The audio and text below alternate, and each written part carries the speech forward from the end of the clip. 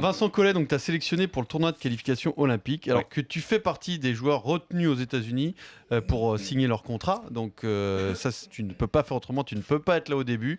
Le deal, c'est que si la France est toujours en course, tu ferais demi-finale et finale de ce tournoi olympique. Bon, ça veut dire beaucoup de choses. Pré-olympique. Comment ça s'est passé tout ça? Est-ce que toi, tu as pris la main pour dire à Vincent Collet, je veux venir quoi qu'il arrive? De toute façon, depuis qu'on sait qu'on fait le TQO, je sais très bien que cette date de free agency au NBA est quasiment en même temps que le tournoi pré-olympique. Je sais que c'est très très compliqué et depuis des mois, en fait, je me prends la tête. Et c'est moi qui ai proposé ça à la fédération, dire voilà ce que je vous propose. Je ne peux pas forcément faire le début parce que malheureusement, on est bloqué aux États-Unis par rapport aux négociations de contrat. Et c'est comme ça depuis la nuit des temps, depuis que l'NBA existe, c'est comme ça que ça se passe. Et par contre, si vous voulez, moi, je peux faire ça, mais c'est selon vous. Si vous êtes OK avec ça, donc j'en ai parlé à Tony, j'en ai parlé à la fédération. Est-ce que vous êtes d'accord avec ça? Ils ont dit OK. Et de là, on a pris la décision de commencer à enclencher le système, le processus. Et ils partent à 11 à Manille et moi, je rejoins entre-temps. Tu trouves que c'est une bonne solution, Jacques? Vu l'implication de Nico depuis 2008 maintenant, 2009, avec Léa. 2009, la liaison forte avec Nico, avec Vincent Collet, avec Tony Parker, Boris et sa génération, Antoine Dio et compagnie, Alexis Aginsa, oui. Et qu'au basket, sur un tournoi de 4 matchs, tu as du mal à impliquer 12 joueurs. Donc tu peux partir à 11 pour répondre à une question éventuelle. Et que Vincent ne ferait pas ça, grand technicien et humainement par rapport à son groupe, il ne va pas prendre 12 mecs pour en enlever un. Il va en prendre 11 plus 1. Prévenir d'éventuels remplaçants. C'est bien. Et garder un spot ouvert pour Nico. Si c'est chaud, voilà, de toute façon, lui, quand Tony a annoncé, Boris... Et lui, Boris l'a pas encore annoncé, mais Tony va se retirer. Après, ça va être leur truc. Lui, Nando de Colo, sa génération, l'équipe est à eux. On va en parler de ça aussi. Sur le tournoi de qualif, on va rappeler que c'est aux Philippines. Tu rentres en demi-finale avec la Nordica au pied, bam. C'est bon, donc j'ai dit un truc, ça va abîmer le parquet. Mais Cantona me demande est-ce qu'il prend Ben Arfa parce que c'est un élite sale gueule.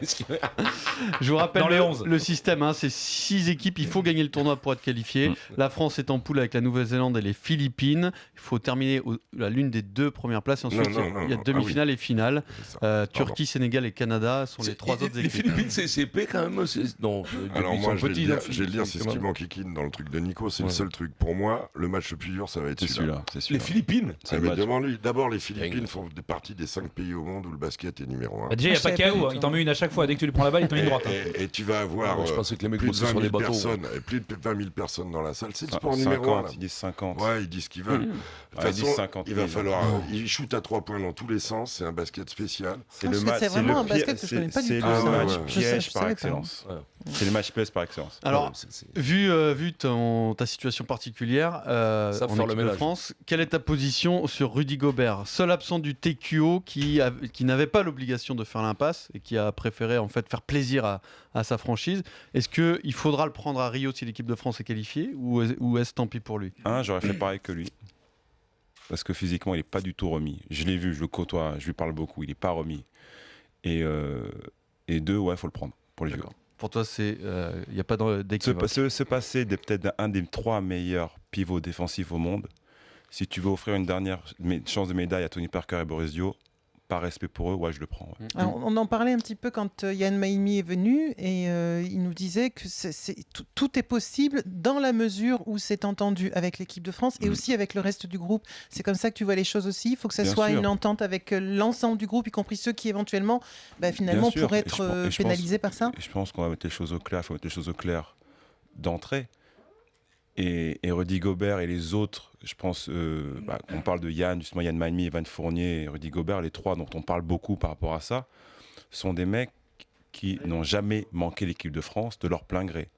À chaque fois qu'ils n'ont pas fait une compétition, c'est où ils ont été coupés, ou ils ont été vraiment blessés. Coupé, mais c'est tout. Dire pas pris dans le groupe par l'entraîneur. Mais à chaque fois, ils ont été présents pour l'équipe de France depuis qu'ils ont 15 ans. Ce n'est pas forcément le cas de Joannick, ton ami. Joannick. Donc on ne peut pas leur reprocher ça. Et pour une fois, il y en a 2 qui sont en contrat. Et c'est pas évident de le faire parce qu'ils doivent signer un contrat. Moi, c'est différent. En fin de contrat.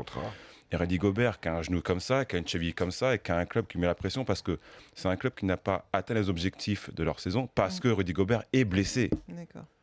C'est pour ça, et Ouais. c'est son emploi. Alors après, donc c'est un peu. Ce qu'il dit, Nico, tendu. c'est le truc, il n'a pas le choix, le gamin. Et en plus, il va multiplier par 10 son contrat. C'est plusieurs Non, générations. j'entends-